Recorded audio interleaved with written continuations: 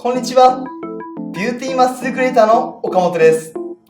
お腹周り、特に下っ腹のシェイプアップ効果が期待できる種目、ジャックナイフを一緒に行いましょう。まず、バランスボールにすねを乗せます。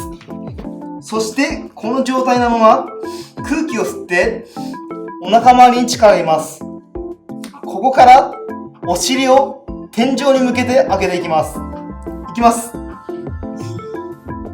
おへそを見ながら上げていきましょう。1、はい、2、はい。戻した時に背中が反らないように気をつけます。はい、3、はい、4、はい。この種目を5回3セットを目安に行います。お疲れ様でした。